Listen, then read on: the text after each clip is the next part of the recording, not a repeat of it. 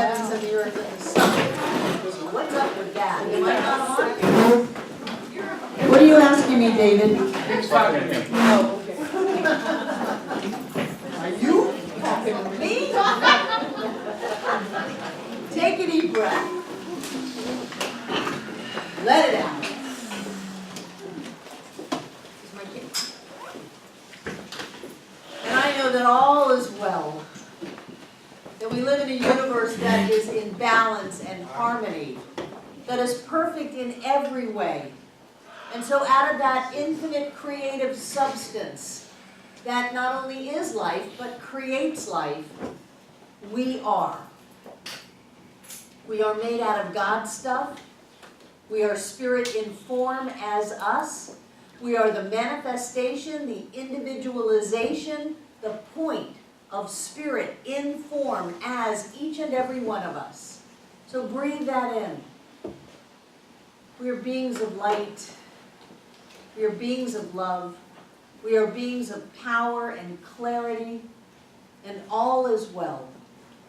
So since whatever God is, we are, I know for each and every one of us that we are in absolute perfect health in our physical bodies and the bodies of our affairs. I know that we are abundantly prosperous in every area. Our lives are filled full to overflowing with blessing after blessing after blessing. I know that all that we are is love, and we send that out and it reflects back to us as every person and every circumstance in our lives. And I know that our way is made clear. The doors are open, everything is in place, and we move forward in our lives with head held high, knowing that all is well, all is done, all is God, because that is all there is. So with great gratitude for this life, we simply fling this out into the universe, knowing that it is done, as together we say, and so it is. Did you catch that in this book where Ernest says, you fling it? I love that phrase. It kind of brings back the old Frisbee days, you know? You just fling it out into mine and watch it come back. So John has some cool stuff for us before we get too started. I want to bring him in and let him share. Do you want my mic? Stop me, right? This will be good. Are we back on? Excellent. So your homework last week was to continue, especially since there were so many people who were not here the week before, to continue with this idea of what is God and who am I? So how did that work for you? What have you got to share? Did you do it? Yes. I mean, even those of you who did it the first week, this is a really good thing to continue on with. It's amazing to me how people are really good while everything's going well. Oh, I live in an abundant universe and love is all there is and all is well. And then something happens and immediately they go back to, honestly, somebody came up to me last week and they said they were pulling out a piece of paper from the trash for something after class. And there was a piece of paper and it had all these affirmations doodled all over it. And right in the middle it said, I am.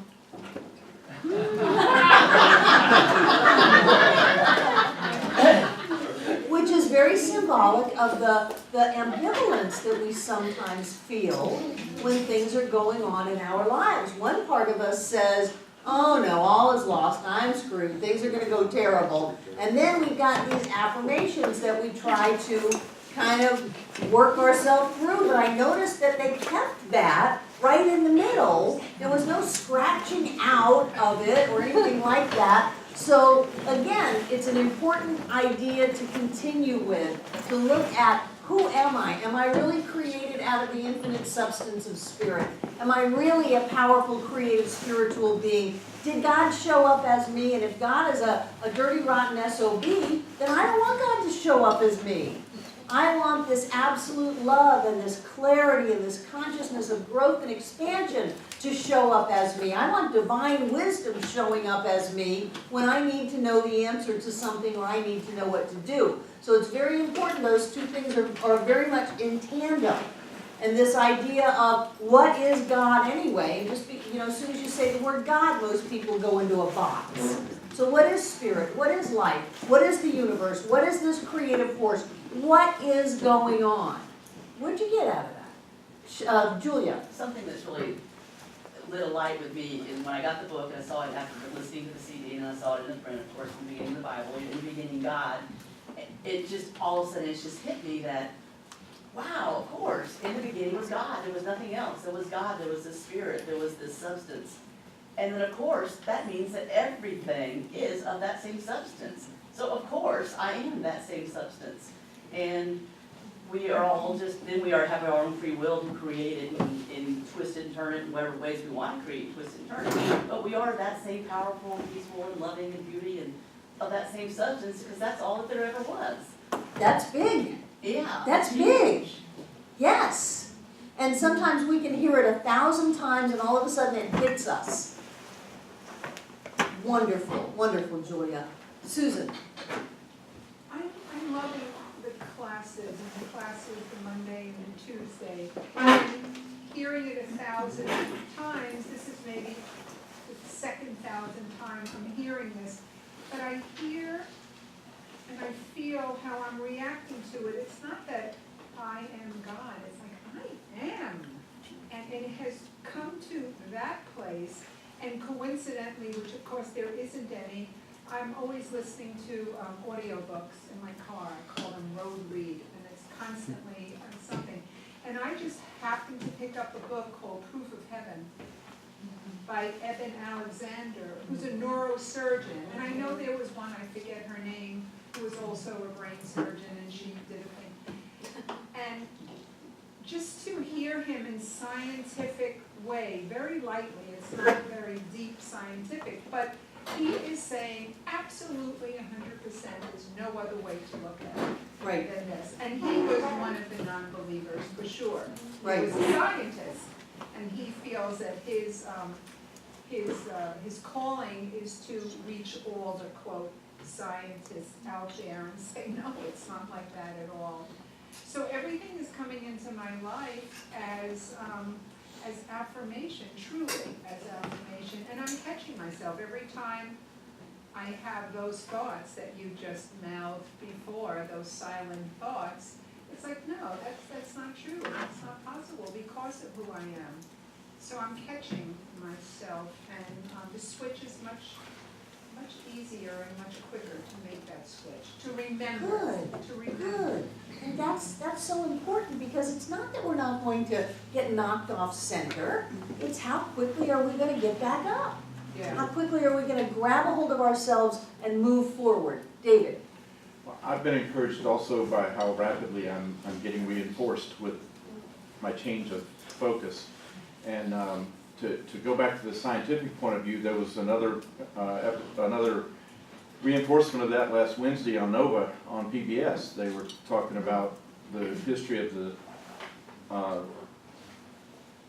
Large Hadron Collider, or whatever, in CERN in Switzerland, and why it was built, how it was built, what it accomplished, and what they're doing with it now. And through the whole thing, they just kept going back to that. This is just proving ancient knowledge. This Right. is, this is not new. We're just trying to catch up to what was Right. already out there. Right, good. We're just trying to catch up with what was always known. Right. Wonderful. Gina? For me, and I said this last week, but for me, it's about connection. And as I think about just that one word, more, it makes me, it puts me in the right frame of mind, like even when I'm out at the grocery store. Think about being connected to everybody there, I feel the need to treat them as I want to be treated, right? Because we're connected. And I had an experience this week with a family member who's really ill, and I felt her symptoms from here, and she's in Colorado, and before I knew what was going on. So I really feel like it's strive for that connection, that you can bring so much out of just that little tiny Connection? piece. Yeah. Yes, yes, yes, connection is big, wonderful, wonderful. Vivian, and then Darcy, and then Patty, and then Sarah.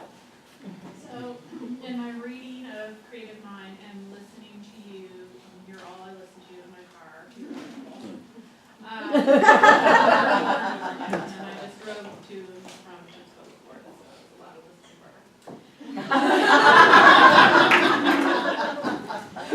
I've really come to the realization that my words are like all powerful, like substance. They're not just something that's floating out of my mouth and they don't mean anything.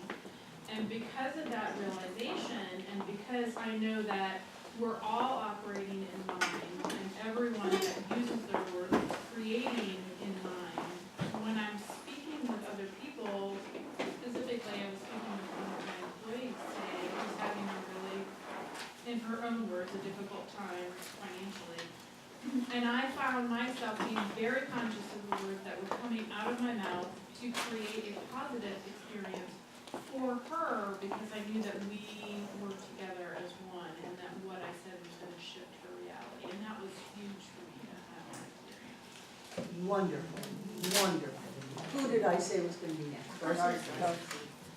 I was just going to say, as I'm working with the principal more and more, knowing my oneness with the Creator, I'm feeling so much more powerful.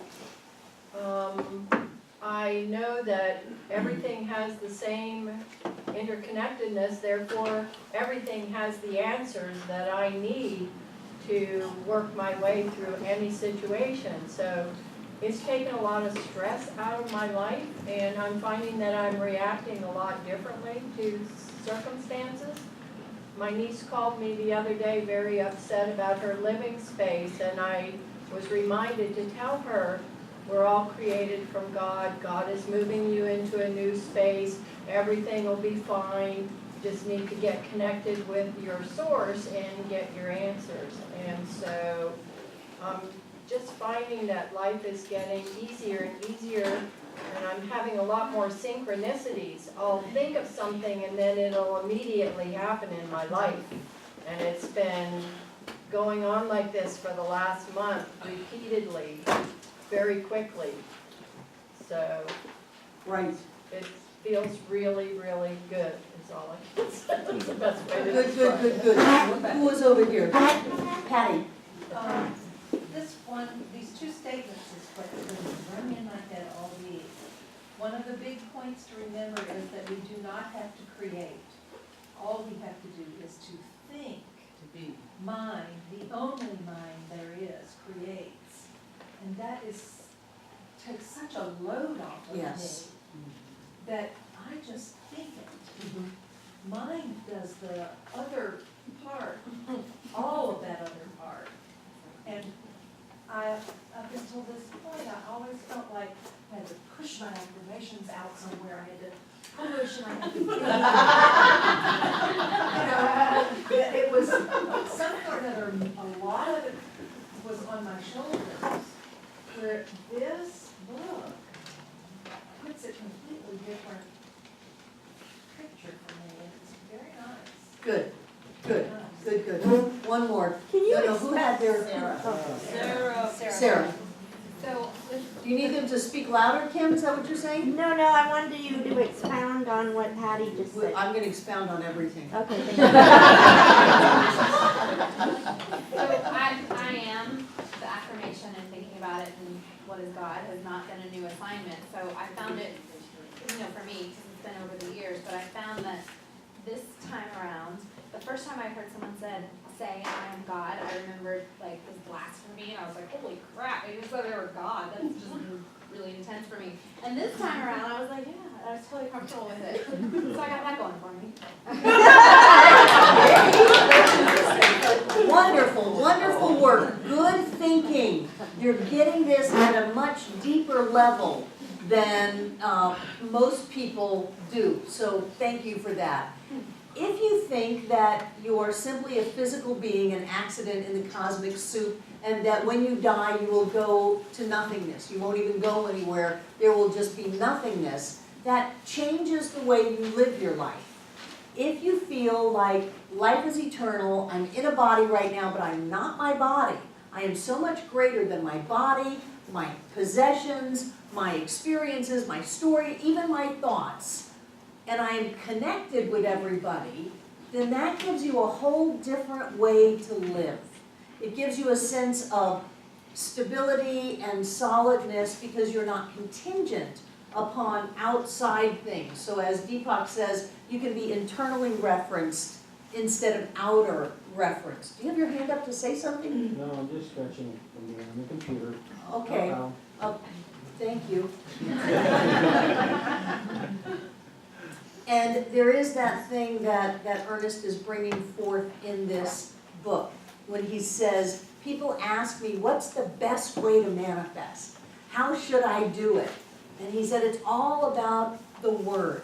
It's all about what you say. It's not about what you do. It's not about the struggle. Last week we were reading and he said, stop trying. He said, and that was in your reading for this week, stop trying, that if you're trying to overcome the obstacle that you yourself put in front of you. You put the obstacle in, and then you struggle to get over your self-created obstacle, and you try. And trying doesn't get you anywhere. Yoda, do, don't do, there is no try. And that's paraphrased. Yoda had his own way of doing it. So it is all about the word, and when you get a sense of the fact that you can set your word out into universal law and things happen, and it's not about you. You have an expansion. And some people experience it as like, wow, I got the power. The people who really have the power stand in awe of what life can do through them, because it's not them. And yet I don't want to get all dualistic, and sometimes when people say it's not me, that you can go to the, well, there's this outside thing. It is us in that we direct the law. We direct the law through our word. And when we speak our word without any opposing thoughts and words coming out, amazing things happen. And more, it feels lighter and lighter.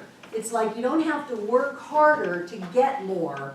The better at this that you get, the more that you get, the easier it is, the lighter it is, because you're more in alignment with that which you are choosing to create to begin with. It's kind of like Abraham saying that you've got to come into alignment vibrationally with what you want to experience. Abraham calls it getting into the vortex, and when you get into the vortex, everything is easy, and everything just shows up, and there's a kind of a magical element to it, and you're just riding high, and things are great. It's that same way with being in alignment with spiritual truth. That when you are in alignment with spiritual truth, which is that whatever God is, whatever spirit is, whatever that creative force is, coming forth through unformed substance, to manifest form, whatever that is, that's what you are. It has to be you. Like Julia said, if there is only this idea of spirit, you have to be it. You can't not be it. Well, there's God and everybody else, and then there's me. Miserable, rotten sinner. I go to that science of mine, but I can't get it. I try and I try and I try, and it just doesn't work. That's not the way that it happens. For that matter, I find people who are able to continue to manifest poverty and illness and unhappiness in an abundant, absolutely healthy, joyous universe, they are the powerful ones. People come in with their long list of sob stories, and I'm like, oh my God, you're so powerful. How can you hold back the entire universe? Wow! And if you would just take a breath and stop for a moment, untold good would come into your life. So what we practice is setting our intention, having the self-worth, which is part of that what is God and who am I aspect of it all. Self-worth is all about step 2 of a spiritual mind treatment. We set our intention, we accept it, we believe it, we know it, and that's where the self-worth comes in. And then we can let it go, we've done our work. you know, we may have to go to Home Depot, or we may have to write a check, or whatever, but that's just the outside. We have done our internal work, and whatever is done on the inside shows up on the outside. So when we start to realize that, and the house sells and the contract closes and the money shows up, instead of the house not selling and the contract falling apart and the check bouncing, you know, I think we've all lived that kind of a life. The opposite happens, and everything falls into place, and it's serendipitous and synchronistic, and it just gets joy, more and more joy, until we fall back into fear.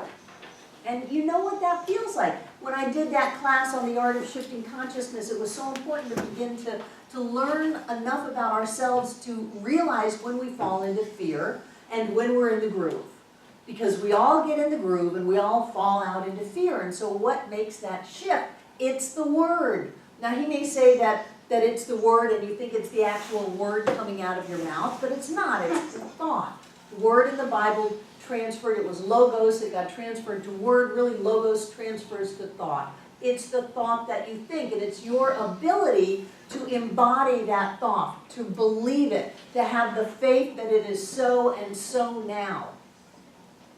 I had somebody at the center years ago, I've kind of been reminiscing about the last 20 years, and this person was actually on the board. And finally he just blew up at me and said, how can you say, and so it is, when it isn't so? And I said, how can you ever expect to have it so if you can't say, and so it is? And that person left. They just couldn't make the jump. They couldn't make the jump from depending on the outside situations in their life to define what they were feeling and thinking and saying into, I am going to know a reality that is greater than this one, that is already perfect, whole, and complete, happy, healthy, prosperous, joy-filled, all of that. I'm going to go there and claim it and watch it show up in my life. Because truly, that reality is more real than the circumstances that you are experiencing. The circumstances come and go. You have $1 today, you spend it, it's gone. It's not bad, that's just life. You take a breath in, you're gonna have to let that breath out. And then you're gonna have to take another one in. Circumstances are in a constant change of flux. The only thing constant is change in the outer world. But there is that level of reality that never changes. And when you can tune into that, when you can open up to that, when you can just start to get a bare glimpse of that, things happen. And they happen without you forcing them. They happen without willpower. Ernest talks a lot about the misuse of willpower in mental science, that people think they've got to make it happen. Now, I will give you 1,000 affirmations a day, but that's not to make it happen. That's to clean up your thinking. Because if you think about 2 things, you're going to create chaos in your life. Like last week when we talked about if you're dependent on a person or a condition outside of yourself, you will create chaos. If you think 2 thoughts, I have more than enough, oh my gosh, my checkbook's overdrawn. I have more than enough, oh my gosh, my checkbook's overdrawn. You're not going to create prosperity. And people call me and they say, well, I'm doing my affirmation. Well, how come it's not working? What other affirmations are you doing? Oh my gosh, there's not enough. I can't pay the bills. Oh, I wish I could do that, but I can't afford it. Those are all affirmations.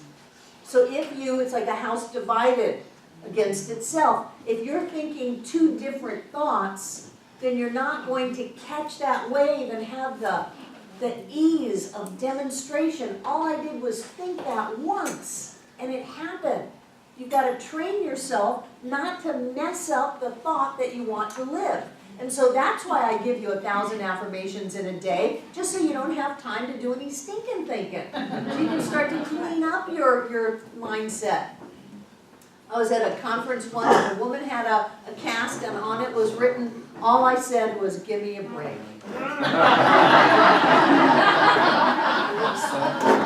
So what we want to do is get into the space where we said, all I said was, I'd like to go to Hawaii. All I said was, I like that new car. All I said was, and have it be things that are positive and uplifting for us instead of struggling. This whole old idea that says we were, born in sin and meant to struggle and suffer in life, that is so immersed in race consciousness, and it's such a crock. It's not true. It is not true at all. We are created out of infinite, absolute love and light. The power and the abundance and the joy of all is what we are now. It's our nature. It's our essence. We are not a part of God. We are God. We are not trying to become aware of our oneness with God. We are aware of our oneness as God. There's a huge difference. It's like the difference between the old second step in treatment of unification. Okay, now I'm going to unify with that divine presence. I'm going to try to go find it, knock on some cosmic doors. Yo, God, where are ya? I got to unify with you. That's totally dualistic. To my nature is spirit as me. It's a whole different world.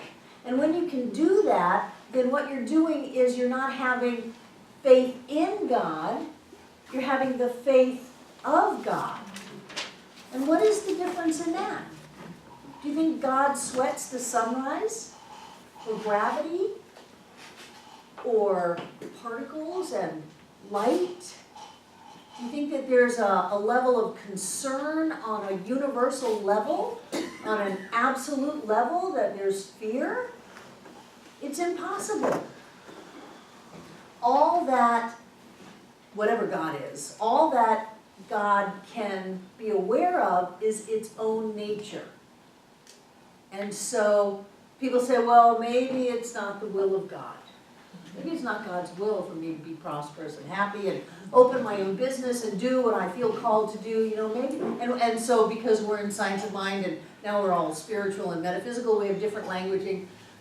Maybe it's just not the right time. Maybe the timing's just right, not right. Maybe Mercury's in retrograde, and it's just not the right time to start something. Maybe I have some more work I need to do to get clear before I can move into that. It's a crock. It is all a crock. There's only now, there's only here, there's only spirit showing up as you. It's now or never, darlings. You're never going to be any better than you are right now. You're never going to be any more whole, any more complete, any more open, any more spiritual than you are right now. And part of your process might lend you to being in a situation where you do let go and have some forgiveness work, because holding on to anger and upset is just a drag, and you're all into happiness and joy and health and prosperity and love. And so let's not bring me down with that. We'll let it go. That's fine. But it's not that you have to do anything to get to where you can have that. And that goes back to that same thing, that there's a God up on the cloud, that we were born in sin and meant to suffer. That's wrong. That's a lie. It's a lie that a lot of people believe, but it's a lie. And how you translate that now into more socially acceptable lingo, because you're coming to the center, it's still a lie. You don't have to wait until after you're finished with your cleanse to feel better. Really? You can feel better without even doing a cleanse. Now, some people like to do cleanses. That's okay. I personally don't.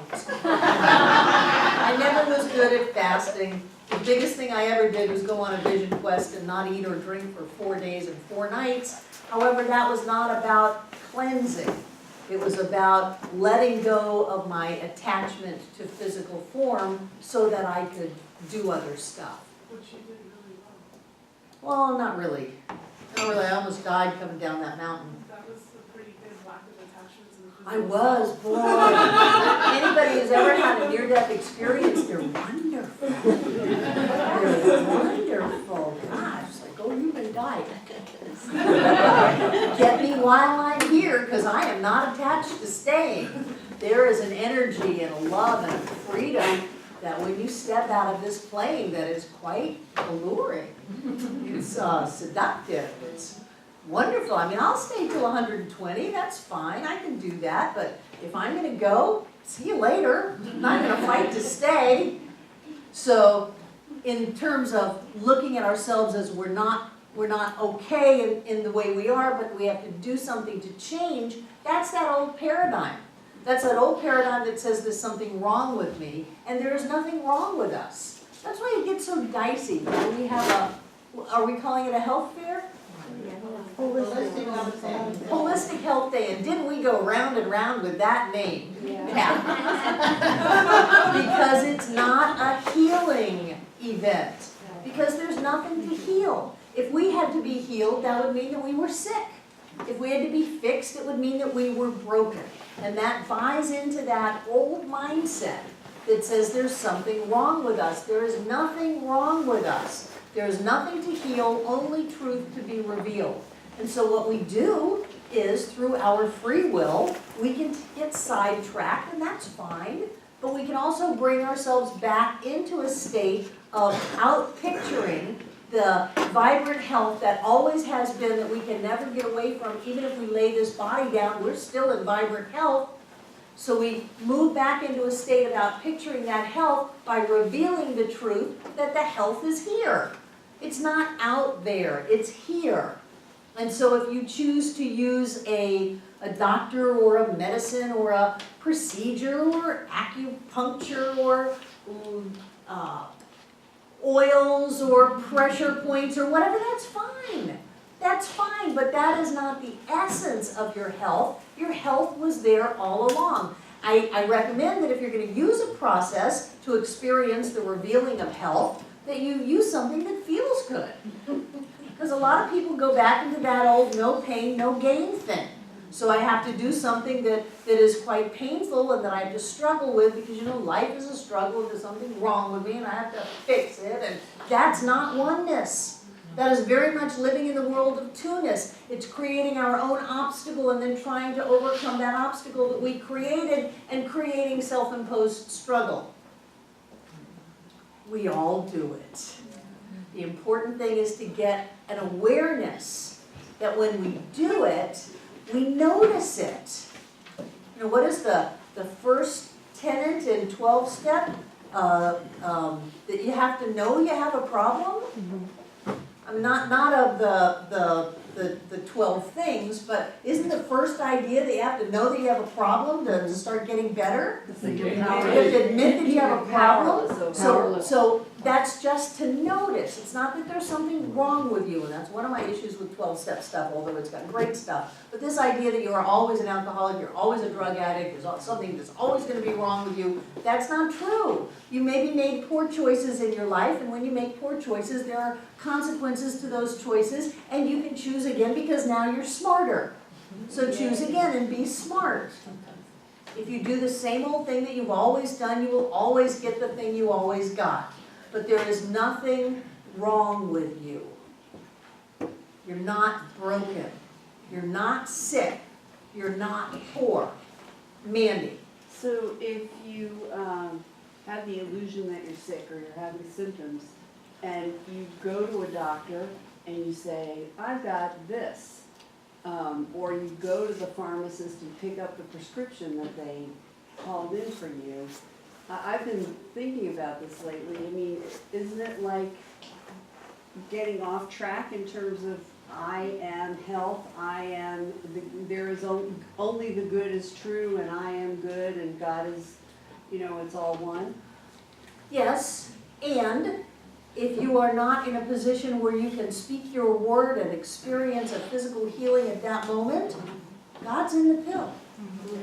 It's okay. But as you are taking that pill, be mindful of your word, your belief. If I take a pill, this is God in form. This is an awareness of absolute health and wholeness. And I'm taking that into my physical body. You are not sick. Your body may have an experience of congestion or restriction or something like that, but you have never been sick. And it's important to get the difference between that. I have a body, but I am not my body. I am not sick. I am not poor. I am not limited. I am not afraid. I am God in form as me.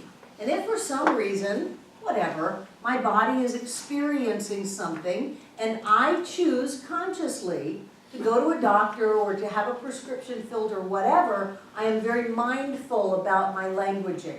When I fill out those, and I don't like to talk about this because I don't want to tell you people what to do, but when I fill out the forms in a doctor's office, I don't check off anything.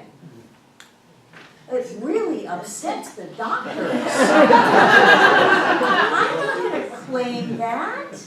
I'm just not going to claim it. So personally, I try not to go to doctors unless I'm really, I've really gotten out of touch with who I am.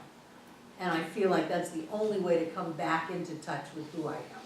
But Ernest Holmes in 1916 would tell you, no, you speak your word, you stand there, you claim your health, you move into that state that says, there is a wisdom and intelligence in every cell of my body. There is a light, there is a love, there is a circulation and a flow. There is something in my body that knows what to do, that always has known what to do, and that it has everything that it needs right here and right now. I don't care if I'm missing big sections of my body. Spirit isn't missing big sections. The spiritual me is not missing anything out of my body. The spiritual me has not caught anything. There is nothing to catch. There's only God experiencing God in form. And so Ernest would say, you stand there and you claim that which is yours. And then he also said, if a pill will make you feel better, take the pill. Just don't worry about it. Don't worry about it. So we can think ourselves a little crazy, and if that comes from an idea that now, because we get so subtle metaphysically, now instead of being a miserable, rotten sinner, now instead of wanting to be with God or just a part of God, then we go into, gosh, I just don't have these affirmations down. I just obviously don't quite have my thinking down because this thing hasn't had a healing yet. So again, there's a flaw in me. How do I do this better? How do I know what the trick is? What's the trick to have all this work? There is no trick. We are constantly out picturing whatever it is we are thinking, feeling, and believing. And whatever it is that we want to experience, we have to think it, we have to feel it, and we have to believe it. I find that sometimes when I sit on a tack, rather than trying to make myself believe that there is no pain, it's helpful to get up and pull the tack out of my butt. We don't have to suffer along with this. Ernest says as long as your life gets a little bit better every day, you're doing fine. And that's why I say this is a place where your life gets better and better and better. Some people's lives get better really, really fast. And some people are still having their lives get better a little bit at a time, 10, 15, 20 years down the road. Who cares? You're still way better off than you were before when your life was getting a little bit worse every day. Your life is getting better every day. And it is our job to learn to discipline that which comes out of our mouth and that which goes on inside of our head, so that when we command the creative power of the universe, we are doing it smart instead of not so smart. And not so smart is just unconscious. It's just choosing to think what we thought before because, you know, well, it's justified. I have a right to my anger. I have a right to be hurt. Anybody would. So what?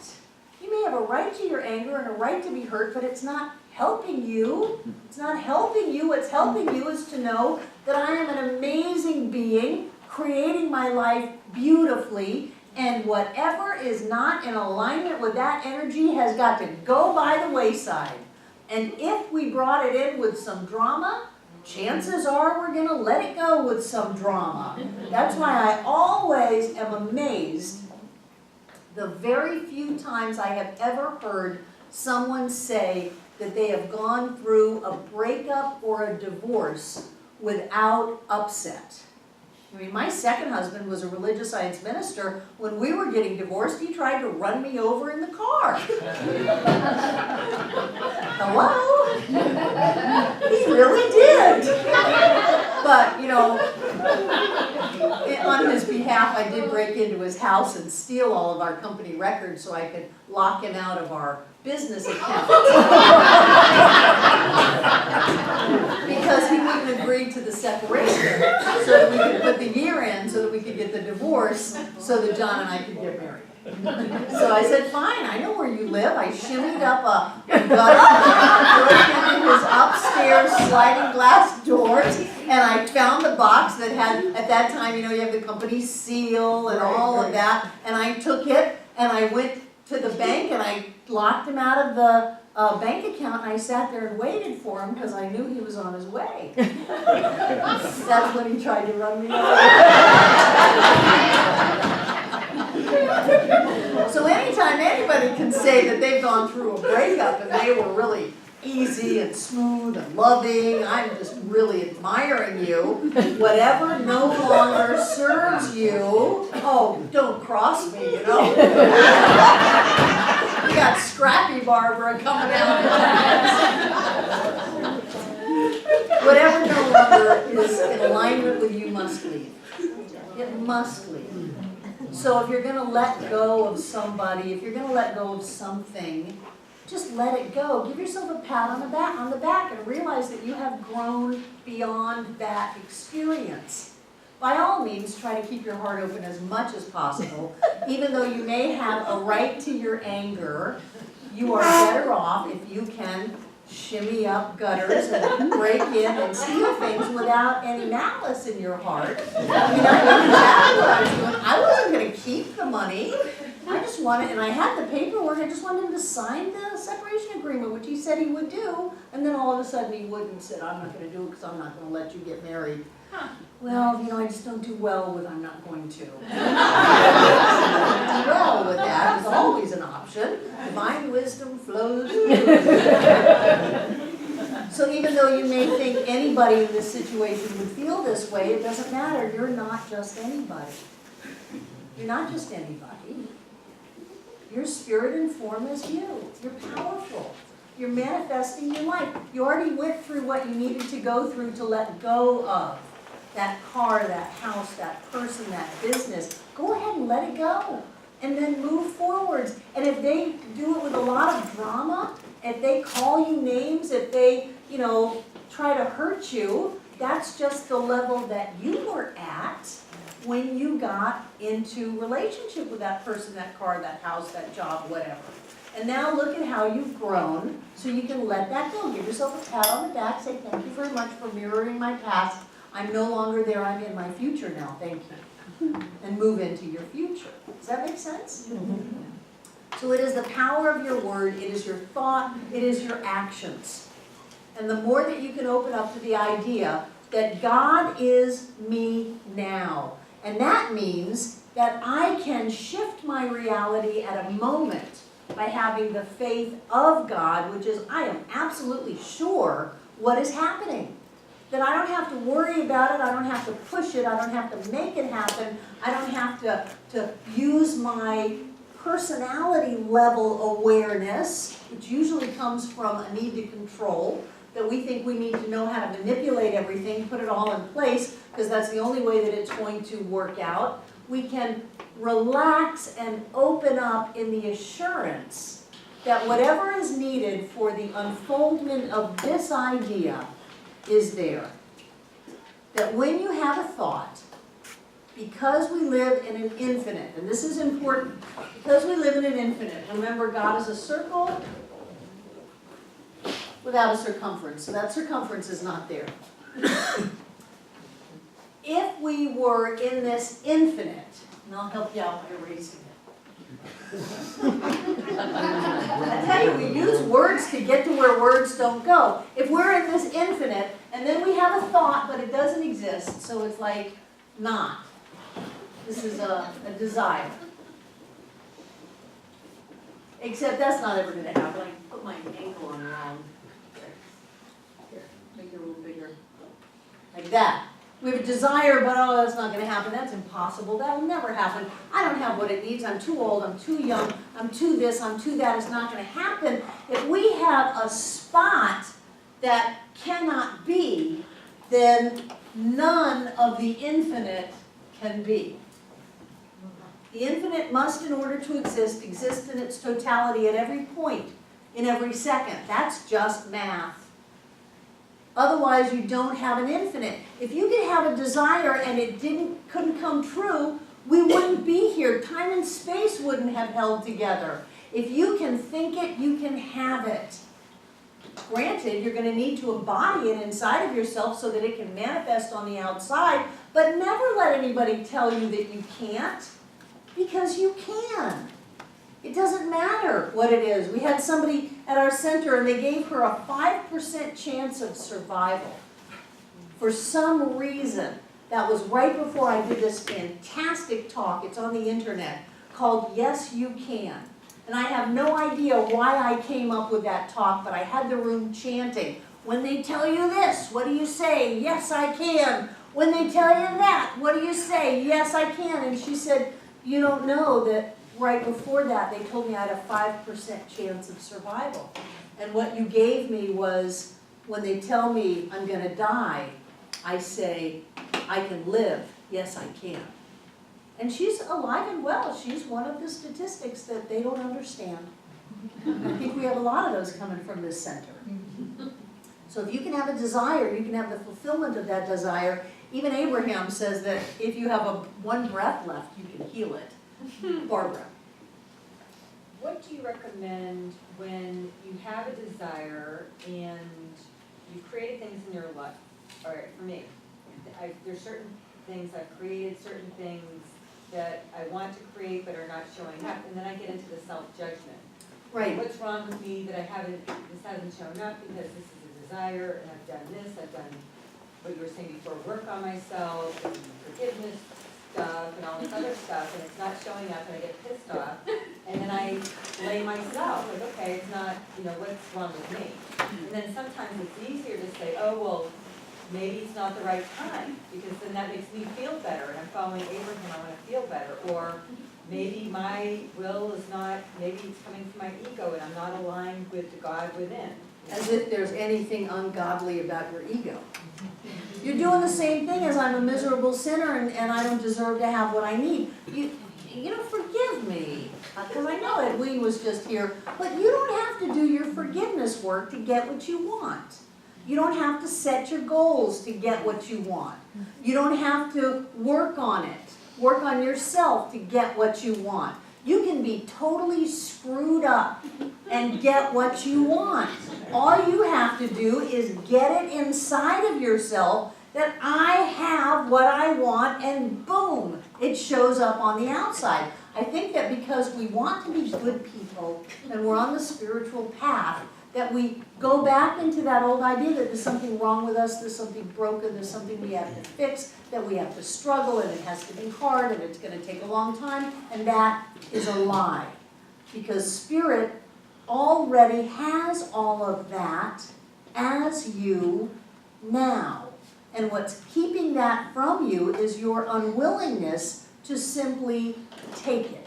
It's like God is saying, I'm going off camera, God is saying, Barbara, here, take this, take this, take this, take this, take this. We're going, no, I haven't done my forgiveness work. No, I have some more applications to write. I got some more classes I got to do. There's something inherently wrong with me that I have to fix, and the hidden belief behind that is that I can never fix it because it is the essence of me is wrong or bad. And the truth is, and that's why I said it had everything to do with self-worth, is that we get to have this incredible life right now. Right now, right now, right now. You went and walked the Camino. My gosh, you went and did that. You just said, I think I'll go to Spain. Was it Spain? I think I'll go to Spain and walk the Camino for 3 months. And you did that. And then you went and did other stuff too, cool stuff. You could accept that, and it just happened. So just let yourself off the hook. You want to make up a story? You have done lifetimes of work. You have chanted as a monk. You have been a nun. You have helped the poor. You have worked. This is your life where you get to have it. You've already paid your dues. You get to have it. Now that only works if you're in a paradigm of paying your dues. I would like us to move even out of that to where there are no dues to pay. The sunrise doesn't feel guilty for being beautiful. It just is. And for us to feel guilty, for us to put ourselves at odds with ourselves about having what we want, which is a desired day of sire, father, of the Father, of Spirit, and it already exists, because if it didn't exist, time and space wouldn't be here and we wouldn't be alive. It's already here. For us to withhold that from ourselves is sick. It's sick, and if there was anybody in your life that had what you wanted and dangled and said, you're not good enough, you're not ready, you would look at it with a total different thing. The truth is that you are good enough, and you are ready, and you're never going to be any more good than you are now, and you're never going to be any more ready than you are now. That's the lie, that we can somehow change ourselves or fix ourselves to get into alignment with that which we want so we can bring it in. We don't bring it in, it's here. It is here. It is our lives right here and right now. And if we don't have an amazingly wonderful, joy-filled life today, when are we ever going to have it? Kristen. I don't. Okay. Jane. If we talk about a car crash, we're not going there. No, we're not doing Okay. crashes. No, what I wanted to say is that I've always wanted to understand Abraham, and I've never been able to, but then I never can read any religious writing. I mean, I don't understand, I don't know what it is. It may be a blessing. Well, the thing is, I was talking to somebody who knows a lot about Abraham, and I said, what did Abraham say that we have to do to be, good or whatever? And she said, oh, you just have to be happy. And I said, well, I'm happy all the time. But And you have a great life. yeah, but the thing of it is, I feel because I could not read all this stuff, I've always felt like I just had no idea of how to be spiritual. Just happy, just happy. Look at how we flip into this. What do we have to do? What do we have to do? What do we have to change? What kind of effort do we have to put out? And when we do that, we end up with doo-doo. We end up with doo-doo. There's nothing to do. There's not even anything to become. There's not anything to grow into. It is here and now, and that is it. You are made out of infinite, absolute love, prosperity, health, and joy. You're never going to get any more of it. You can't lose it. You didn't do anything to get it, and you can't screw it up. And it's a big relief. It is a big relief. So just take a breath. Be mindful of your word, because whatever you send out into the law, it shows up. Wow, and instead of bemoaning what you created, celebrate it.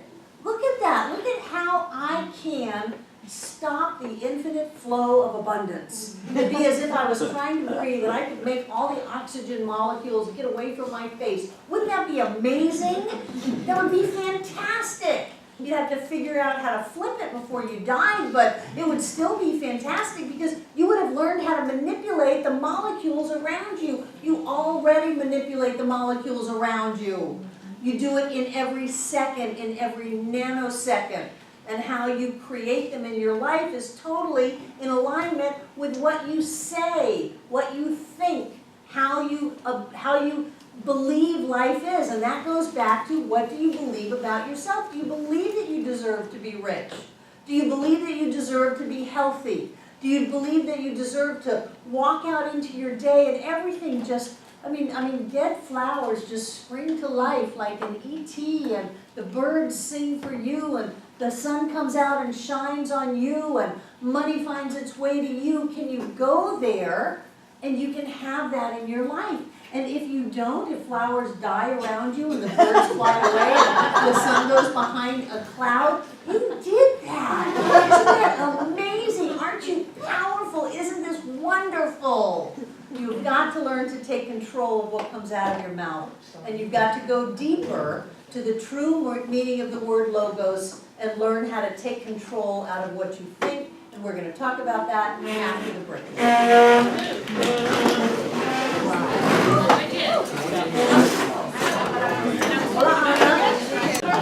Which is great, use it.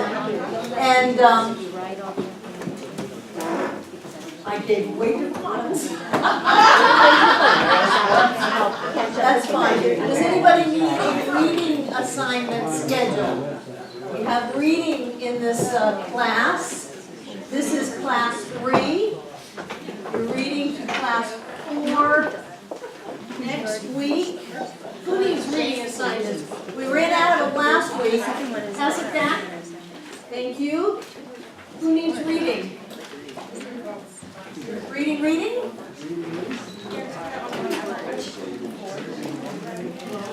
Here, Darcy. Does anybody else need reading?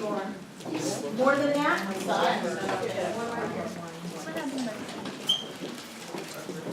Great. So this is class 3, and I've given you 2 different page numbers. One is for the website. However, when you download it, sometimes the pages change a little bit, or when I printed them, something changed a little bit, but it's really close. And the other one is the book, the page number in the book.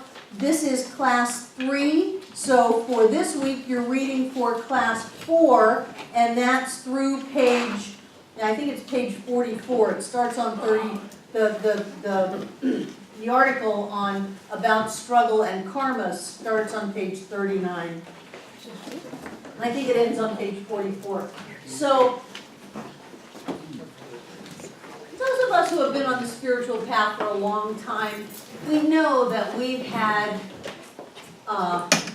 tarot cards tell us things. We've had psychics tell us things. We've had ideas that maybe we were paying for some transgressions in a prior lifetime, or a prior day, or a prior hour, or, God, instant karma's going to get you. And it's so easy to take this, I think this true desire that we have of wanting to be, it starts off as we want to be good people. And then it moves to we want to be spiritual people, and then we want to be in service. And we want our lives to mean something. And we want to grow, and we want to expand, and we want to be all that we can be.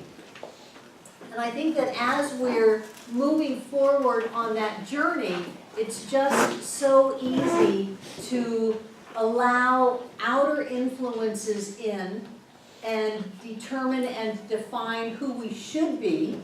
I know as a child, the idea of wanting to be a good person was very rigidly defined to where I gave up on that early on. I knew it was never going to happen.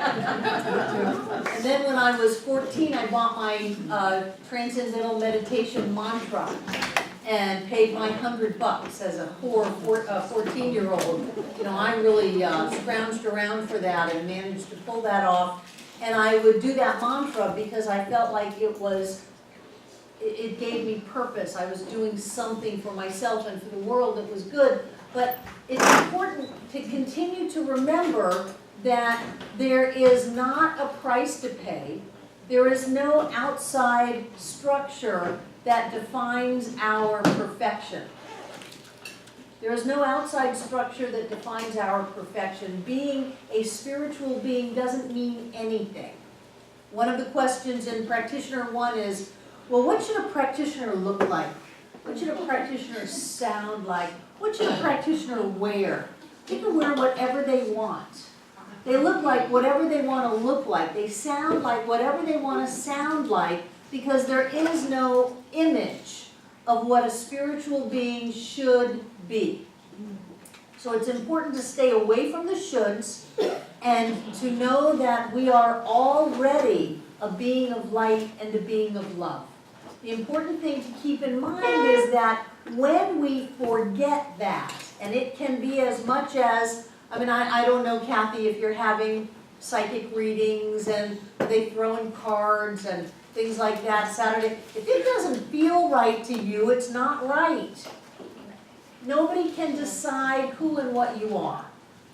It has to resonate with you. Don't just take it because someone says, oh my gosh, you got, your moon is in the house of Cancer, that means you're gonna get sick, something like that, you know? Don't do that, don't let that in. And if you do, all you've done is given a new vocabulary to an old neuroses, which is something's wrong with me. Something's bad inside of me. I'm not okay, I'm not perfect, I'm not pure. There's something that I have to hide. How big are your secrets? There's something that I have to cover up. I can't come to the center on Sundays if I'm sick. You know, what will people think of me? I tell people, come in your pajamas, come with your snot rag. You should be here when you're sick because this will make you better. So, when you stray off the path of total joy and bliss about who you are, it's important to be able to bring yourself back. And this is a basic class, so I'm going to give you a basic technique.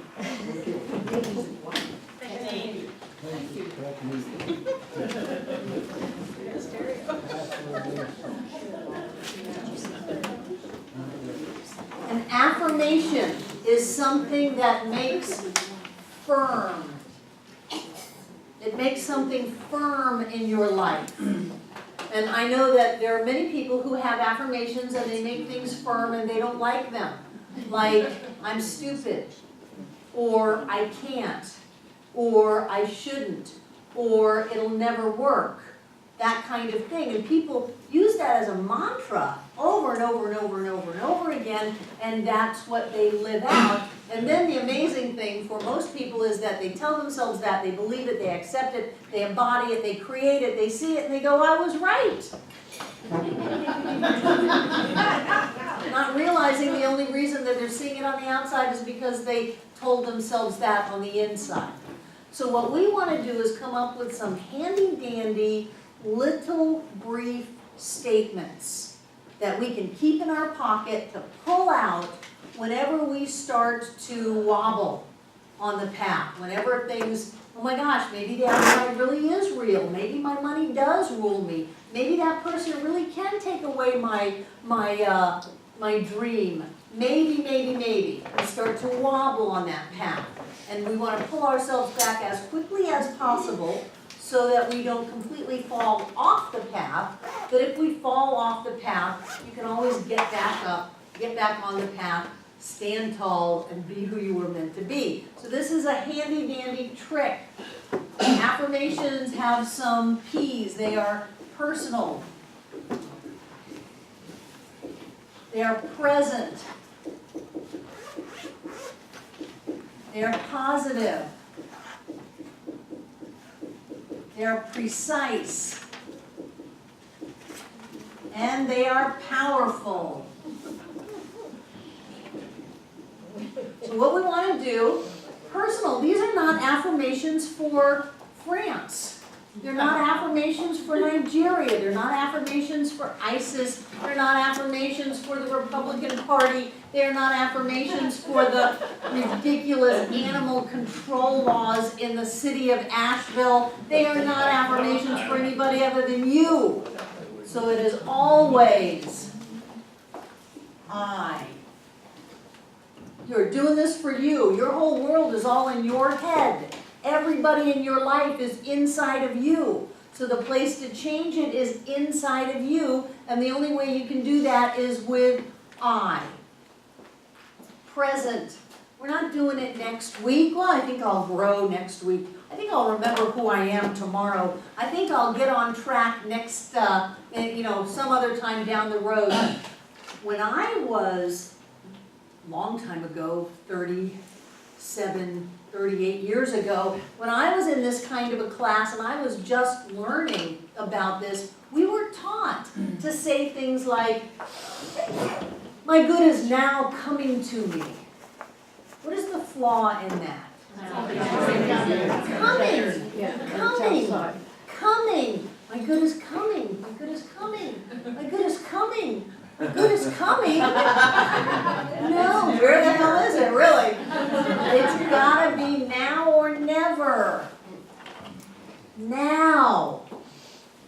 The universe does not understand a negative, although we are teaching denials on Tuesday morning, this is Monday night. The universe does not understand a negative, so you are not going to use a no. The affirmation cannot have no, cannot have not, cannot have will not, cannot have a negative of any way. It has to be positive. Isn't that a weird positive sign? So that whatever it is you are affirming on a positive way. Precise. This has got to be short. You cannot have a paragraph long. But I'm going to do my affirmation. Well, I find it. It's in my glove box. Let me read it. No. This has to be rolling off your tongue. One short sentence that you can say over and over and over and over and over and over and over again, because if you're not thinking about this affirmation, you're going to go back to thinking about what you thought about yesterday that created the mess that you're in. So it's got to be short.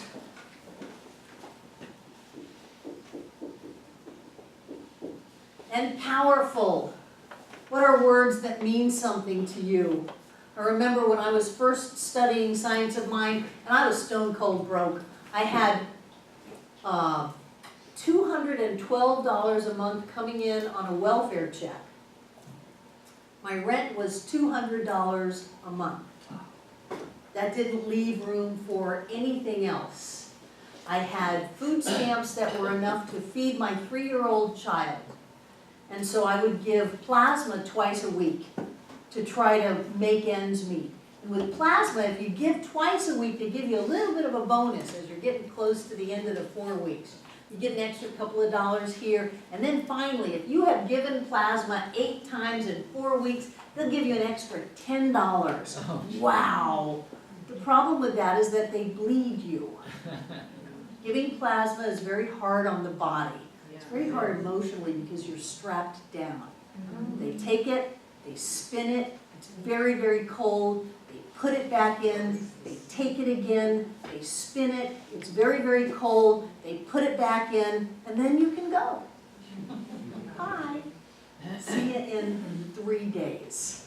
So, when I was doing this, and my teacher was driving a Mercedes and used words like abundance and prosperity, I had no clue what that meant. It didn't resonate with me. I didn't have any connection with it. What I needed was money. I didn't need prosperity. I needed money. I didn't need abundance. What is that, a little dance, a bun dance, you know? What does that mean anyway? I needed money, I needed cash, and I needed it now. So what I would do my affirmations for were cash checks and money orders. Money orders in particular because I didn't have a checking account. Because at that time, the free checking didn't exist, and you had to pay, like $4 or $5 a month for a checking account. I didn't have that kind of money. That's what rich people did, is they paid for checking accounts. So I would go and I would get a money order if I absolutely had to pay something that I couldn't use cash. So I would use cash checks and money orders. And that started me receiving more money in my life. You know, I received more money in my life by buying a used lawnmower, putting it in the trunk of my car and driving up and down the streets of Eugene during the summer looking for people whose grass was this high. And I would go knock on their door and say, I'll cut your grass for $5. I was young. I was strong. And I would do that, but I had money coming in, and they didn't give me a check, you know, they gave me cash. So I had that experience of cash coming in. And then I moved from cash checks or money orders to this idea. I was looking at hidden beliefs and root causes and all of that stuff. And what I came up with is that I had an inherent sense of danger. I was always in danger. And so what I started to affirm for myself that really helped me a lot was that I was safe. And so for me, money is a powerful word. It's an evocative word. It means something to me. And I don't want you just to think that this is all about rah, rah, rah. Safe was a very powerful word for me. I am safe. I am safe. I am safe. I am safe. I am safe. I have said that affirmation probably 1,000,000 times. I am safe. I am safe. I am safe. But that means something to me, and I share those experiences because I want you to think about words that mean something to you. You don't need to sound all Science of Mind magazine. You know, you don't have to use multi-syllabic words. One problem with big words is that your inner child can't hear them. You say, I am safe, you get that inner child hearing, really? I'm safe? I used to have conversations with my inner child and say, hello, we grew up. We made it through. We grew up. We have a really great life right now. We have a puppy. You know, I have a car. You want to go somewhere? Everything is fine. Because that free-floating anxiety that they talk about really is from very suppressed parts of us that are scared to death. And if we can get into that and know that I am safe, I am safe, I am safe, then as we are moving forward on our spiritual path, we are not nearly as easily derailed by a part of us that says, no, we've never done that before, you can't do that. And then creates a reason that we can't do that. You know, here we are going off to create our dream, going to Hawaii, starting our business, falling in love, being honest and open in a relationship. Oh my gosh, you get all kinds of inner child stuff triggered off with that. Like, don't do that. I am safe, I am safe, I am safe. Even the idea of having money. People will move into a greater level of wealth and it will trigger off a lot of this upset in them that has to do with when you've had money, you've been vulnerable. Those people have money and they're bad, and you don't want to be bad because when you're bad, you're punished. Or loyalty issues of, I can't have a greater lifestyle than my parents because what does that say about them? I can't be better than they are. They always explain very clearly, I was not better than they are, so I can't go beyond that. All of this stuff, and what do? I am safe. I am safe. I am safe. What do we do when we get that pain? Or when we feel what we think is a lump, or something like that, and all of a sudden this fear comes up. Wait a minute. I am safe. I am safe. I am safe. And then you can move to, I am an amazing spiritual being. I am the infinite, the absolute, informed as me right now. I can't screw that up, and nobody can take it away from me. That is what I am. But it's a little bit harder to make that jump if you're not safe. So what we want are some really easy affirmations that mean something to you, that you can use to train your brain to think in a certain way. Your brain has been trained to think in a certain way already, and it is creating the experiences in your life. So if you like those experiences, great. But if you want to change one thing or a whole area, then you have to force yourself to think.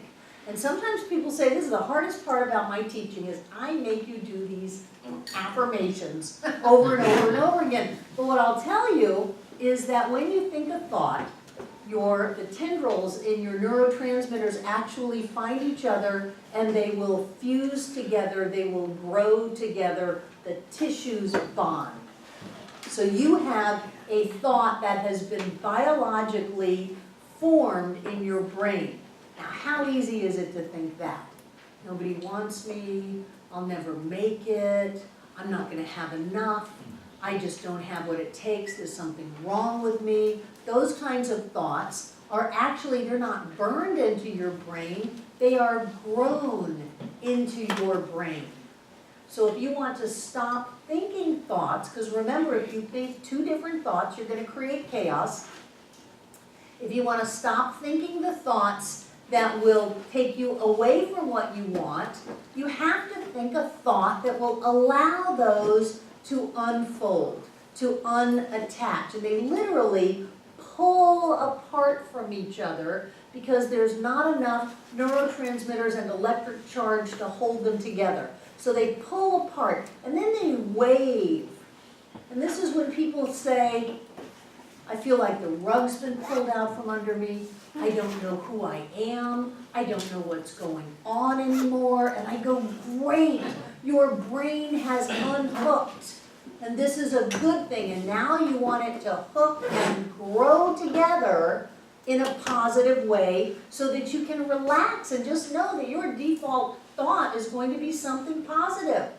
And it doesn't really matter what your affirmation is, except if you're going to say something 1,000 times a day and you need to, or you are operating in an opportunity to create some more money, you might as well use the one on money. Or if you are moving into a greater physical expression of health, you might as well use the one on health. Or if your relationship could use a little more intimacy and love and joy and support, you might as well use that one. But it really doesn't matter in terms of brain growth what you use to unhook and what you use to grow together. That's why when, and the teachings of Abraham, when they talk about a rampage of appreciation, it doesn't matter what you pick. I think last week I picked a plastic chair. It doesn't matter what you pick to generate good feelings and to think thoughts about a life that you want to live, filled with amazing, beautiful things. Look at this, we have lights, we have heat. Life is amazing, life is fantastic.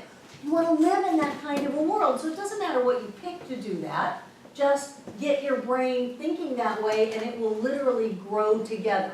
If every time the phone rings you think it's a disaster, your brain will grow into disaster and those thoughts will create disaster.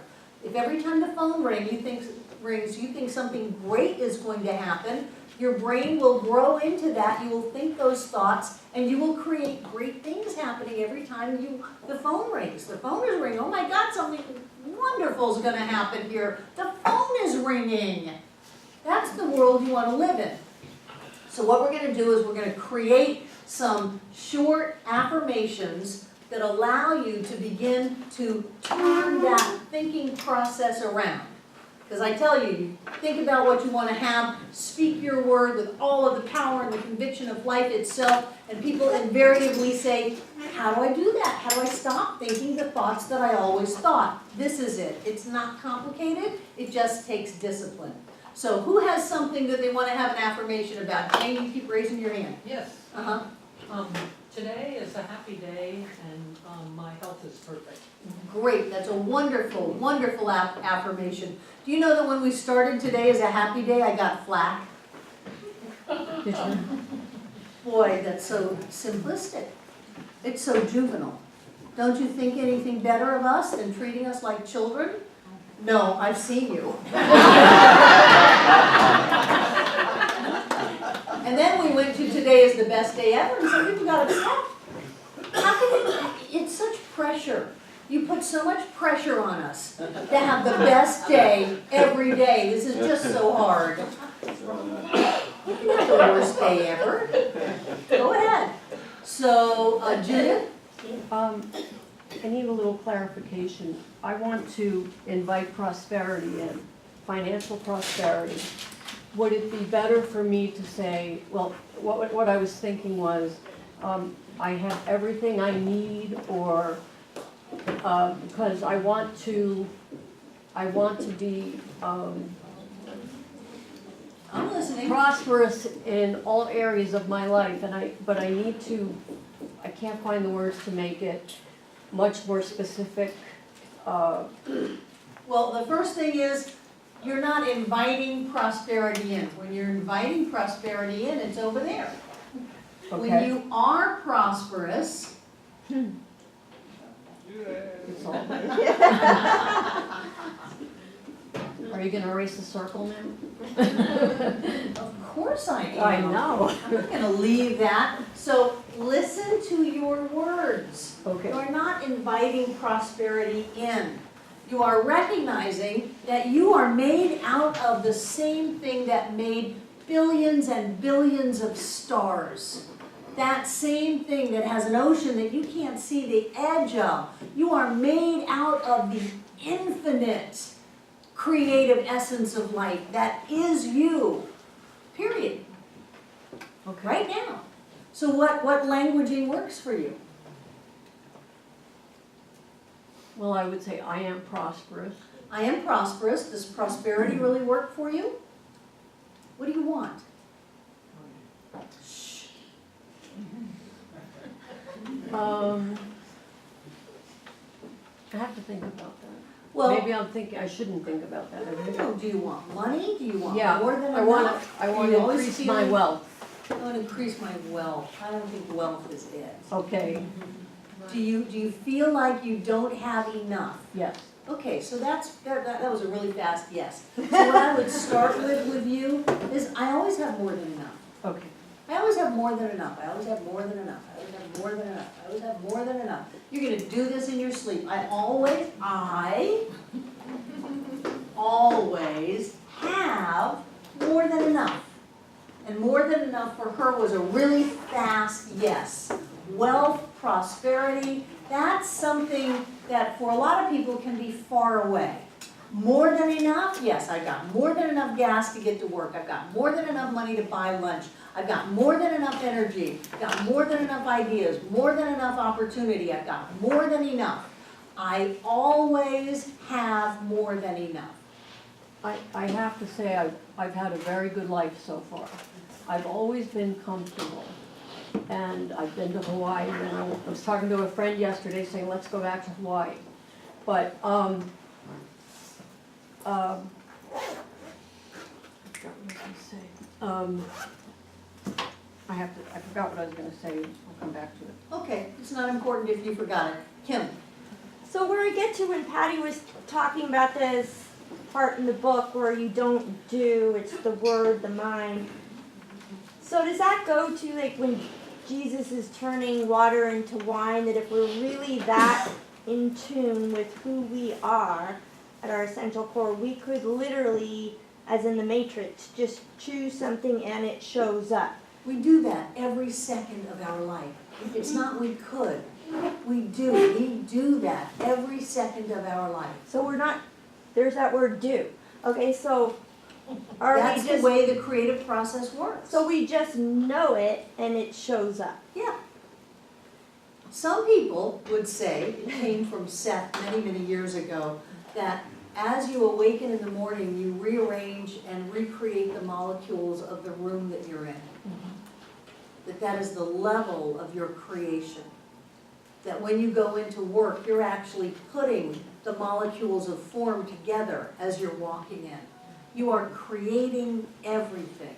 So if your thought is that focal point, that starting point of taking unformed substance and bringing it into form, taking a packet of possibilities and having it collapse into form, then it's important that we think along the lines that we want to be. So when Ernest says, though, you're not creating, universe is creating that, so. It is the so creative process. You're initiating the creation, is that it, or? And once again, we are using words to get to where we don't have words. Yeah. Yes, your thought it's a beginning phase, it's not even the beginning. What made the thought?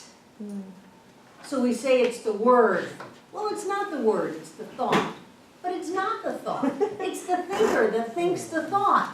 Well, where did that being come from? Well, it's spirit. Okay, it's all spirit. Exactly. Exactly.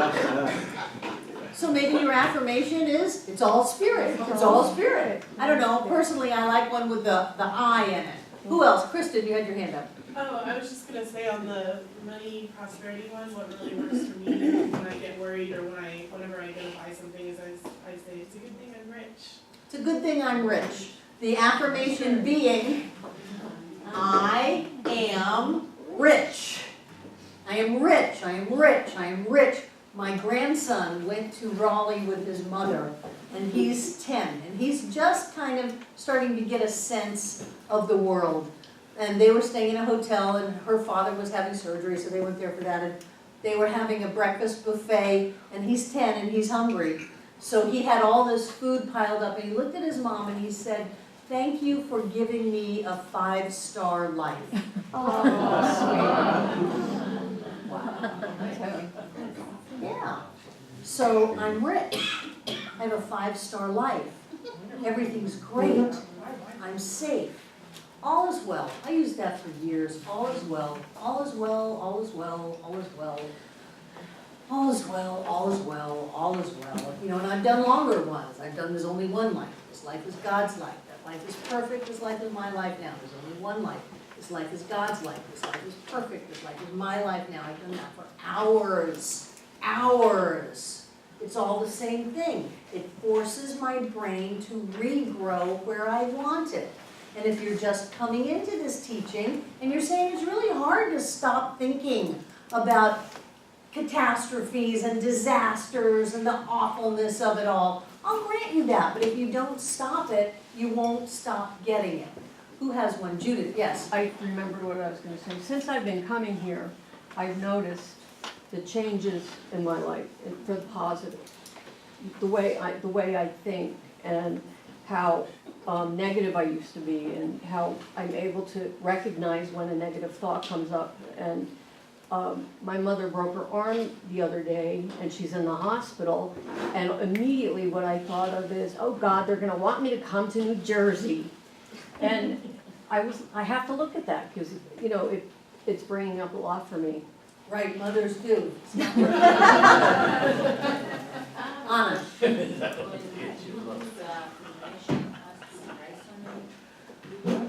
Right, that's why it's powerful. What?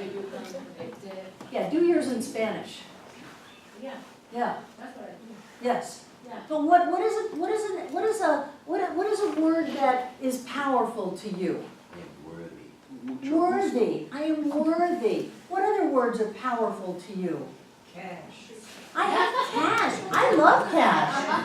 Who was it found a $50 bill in a parking lot last week, and they were just so tickled.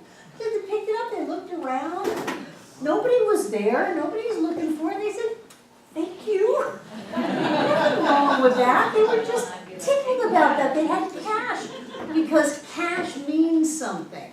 So cash, what else? What? Confident. I'm confident. I like the word fantastic. I'm fantastic. I'm fabulous. Are you? I'm fabulous. I'm appreciative. Yes, yes. I'm rich. I'm blessed. Actually, rich doesn't really work that well for me, but I'm blessed. I always have more than enough. And I do. I mean, I've got money piled up around me. At any given moment, I rarely know how much cash I've got on me, and I've got a lot. You know, I like to have stuff piled up around me because it feels good. So I got a lot of stuff. That's great. I always know what to do. How about that? I always know what to do. I'm confused. You're a liar. I always know what to do. Vivian. I personally always feel limited by the word enough. So my affirmation that I like to tell myself. Rephrase that. I choose not to use the word enough. Don't feel limited. Okay, I choose not to use the word enough. Okay.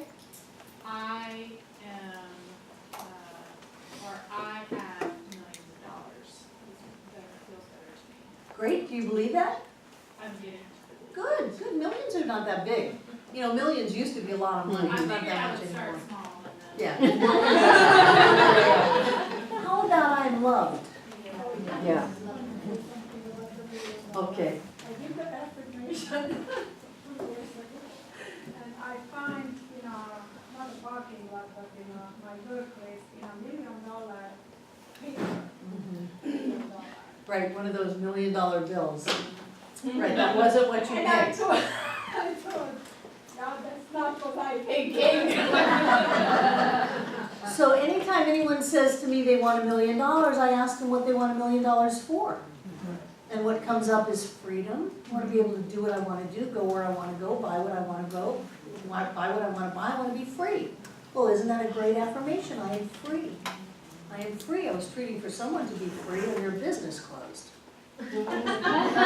But they're free. And I told them that. I said, you know, freedom can mean all kinds of things. So I'm free, I'm loved. How about this is easy? Don't you just love those Staples buttons? Yeah. That was easy. That was easy. Everything's working perfectly. Life is good. I feel great. How you feeling? I feel great. Not once I get my hip replaced, once I have my chiropractic adjustment, once I soak in the hot tub. You know, it's football season. There's a commercial out with, is it Peyton Manning? And he's soaking in a tub of ice. Yeah. Wow. I'll just take, I feel great. I feel great. It's not, boy, remember when I felt great? Remember being in your 20s and how you just were gonna conquer the world? No, I feel great now. I feel great, because if I'm not feeling great today, I'm never gonna feel great. So what are your affirmations? Throw some out. I love my life. I love my life. What is your name? Joyful. I'm grateful. What is your name? I said joyful. Joyful. What is your name? Bob. Bob. I'm joyful. Bob's joyful. I tell myself this all the time, I eat right, I look good, and I feel great. Wonderful. I eat right, I look good, and I feel great. Those are very important words to you. I'm just grateful when I eat. People say, Barbara, you're losing weight. It's like, John's out of town again. No. Somebody feed me. I am awesome. Wonderful. Good. Their hand up over here. Yes. I am Sarah. supported. I am supported. Yes. I always have enough. Things always work out. I like the affirmation for someone else. They're on their perfect and right path, butt out. You know, I am on my perfect and right path. I am doing exactly what I need to do. I have everything that I need. I am safe. I am loved. I am supported. Life is going great. I feel great. I look great. Short little things. Whatever your affirmation is, and just pick one for this week. You don't have to fix everything in the world in 1 week. Whatever your affirmation is, you should know it just like that. Just like that. Susan. I love the word opulent. Opulent, that's a great word for you. I love it. Yes. Because I had given myself the thought that I had to need things, not want things. Mhm. I don't have to. You had to pay your dues before you could give yourself Yeah, like permission I to have what you couldn't need. get a new one because Crazy this is old that? one is good enough, so I don't want to be there. And so opulent, just Great, get it great. because. Opulent's great for you. Yes. Yes. Mine Elaine. is long from health, but I've used it for several years. Every atom of my being is totally 100% healthy, whole, and complete. Every atom of my being is totally 100% healthy, whole, and complete. And how has your health been since you've started doing that? I'm healthier than I was 10 years ago. Healthier than you were 10 years ago. And as long as it is precise for you, that's what's important. You don't read it, you don't go find it, it's got to roll off your tongue. And it's got to mean something to you. It's always about you, it's always in the present tense, and it's always something that has meaning. Barbara. I love the word flourishing. I am flourishing. I am flourishing. I'm thriving. Yes. Everything is going my way. Everything's going my way. These are not complicated things. These are things that do require discipline.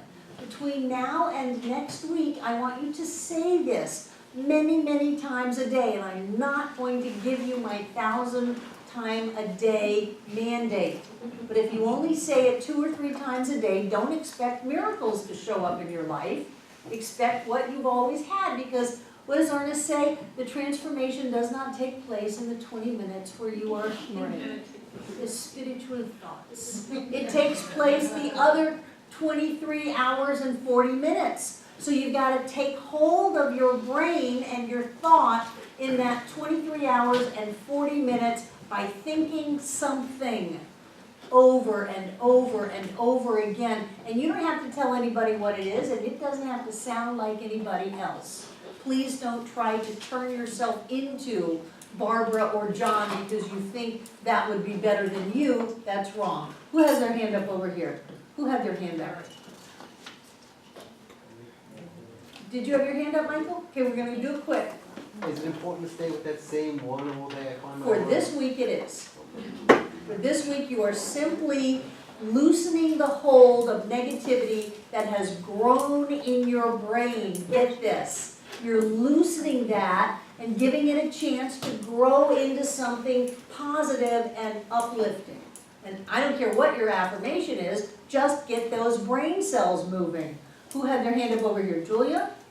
Just the one I really like of her here is the I'm perfect, complete, and whole. I'm perfect, complete, and whole. Eric? When I want to say something like, I am attracting or am I creating? Neither. Where is it now? You are not attracting, you are not creating. What happens after you attract it and you create it?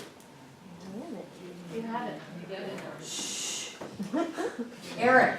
I have it now. Exactly.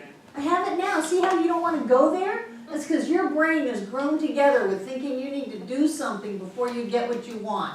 Make that brain shift into I have it now. Everything is great now. I'm rich now. I've got more than enough to do whatever I want to do. I'm happy now. Everything is great now. I am so loved. I am supported. I am precious. I am powerful. I'm healthy. I'm whole. I'm complete right now.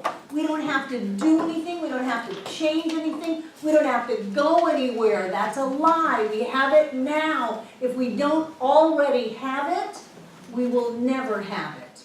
And if you can want it and never have it, then all of time and space would not exist. So if you can want it, you must already have it. Get that. It's crucial. You've already got it. There is nothing to heal, only truth to be revealed. Open up to who you are and what is already so, and watch your life completely shift. Take out what you're going to give.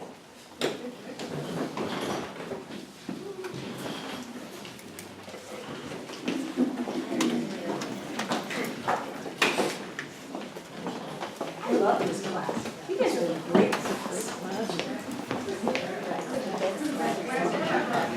Best class ever. It always is.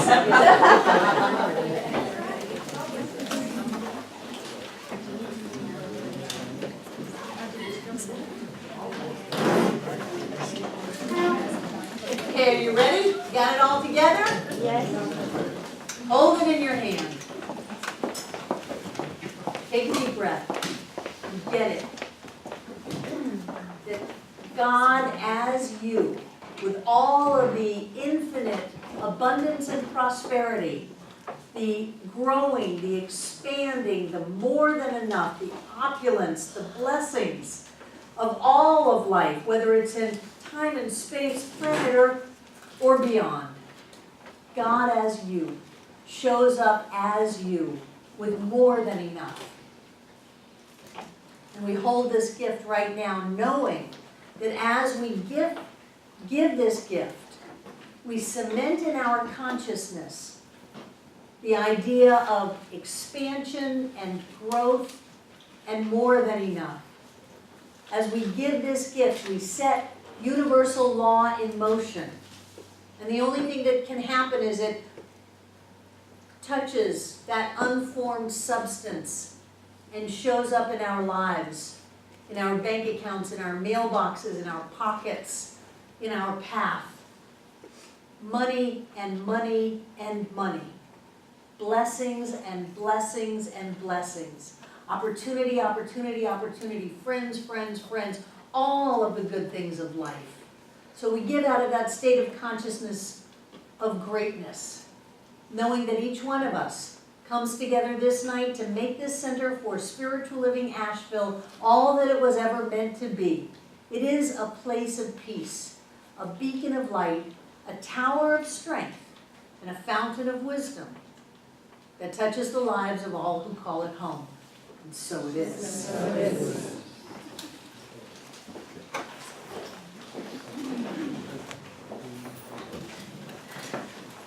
Hold this energy. Breathe it in. Don't you know there's gold dust in the air? already created millions and millions and millions of dollars? Don't you know that the entire universe is coming together, past, there, here, to orchestrate an eternal now that shows up in your life just the way you want it? With money, with opportunity, with laughter, with joy, with great happiness.